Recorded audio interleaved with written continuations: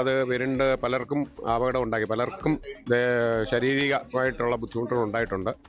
അത് കഴിഞ്ഞ കിലോമീറ്ററുകളോളം ഓടി ഇവിടെ വന്നു കഴിഞ്ഞാണ് നമ്മുടെ ഈ പുന്നക്കുടി ഇപ്പോൾ സ്പോട്ടിൽ ബാക്ക് സൈഡിൽ വന്നു കഴിഞ്ഞാണ് ഈ അറ്റാക്ക്. എനിക്ക് നേരെ വന്നു, ഞാൻ ഒഴിഞ്ഞു മാറിയത് കൊണ്ട് അതിൻ്റെ ആ ഒരു കാറ്റടിക്കുന്ന മാതിരി ഒരു ചെറിയ തോതിൽ മുട്ടിപ്പോയതേ ഉള്ളൂ.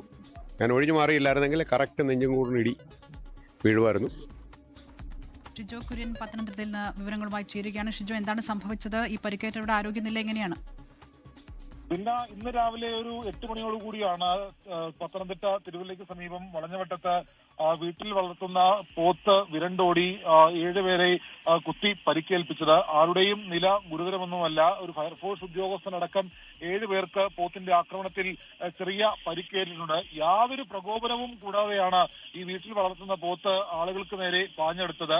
പിന്നീട് ഏറെ ശ്രമകരമായിട്ട് ഫയർഫോഴ്സും നാട്ടുകാരും എല്ലാം ഏറെ നേരം പണിപ്പെട്ടാണ് ഈ പോത്തിനെ തളയ്ക്കാനുള്ള ഒരു ശ്രമം നടത്തിയത്. ആദ്യഘട്ടത്തിൽ ഈ പോത്തിനെ പിടികൂടാനോ അല്ലെങ്കിൽ ഒരു തരത്തിലും ഈ പോത്തിനെ കീഴ്പ്പെടുത്താനോ കഴിഞ്ഞിരുന്നില്ല. പിന്നീട് പാടത്തിറങ്ങിയ പോത്തിനെ അതിന്റെ കഴുത്തിൽ കെട്ടിയിരുന്ന കയർ ഉപയോഗിച്ചുകൊണ്ട് താൽക്കാലികമായിട്ട് ഒരു മരത്തിലേക്ക് വലിച്ചു കെട്ടി തളച്ചിരിക്കുകയാണ്. ഇപ്പോൾ ഈ പോത്തിന്റെ ഉടമ സ്ഥലത്ത് വന്ന് ഈ പോത്തിനെ അനുനയിപ്പിച്ച് തിരികെ കൊണ്ടുപോകാൻ വേണ്ടിയുള്ള ശ്രമങ്ങൾ നടത്തുന്നുണ്ട്. എന്തായാലും യാതൊരു പ്രകോപനവും കൂടാതെ വീട്ടിൽ വളർത്തുകയായിരുന്ന പോത്താണ് 4-ലധികം പേരെ ഈ കുത്തി പരിക്കേൽപ്പിക്കുന്ന ഒരു സാഹചര്യം ഉണ്ടായത്. ആരുടെയും നില ഗുരുതരമല്ല.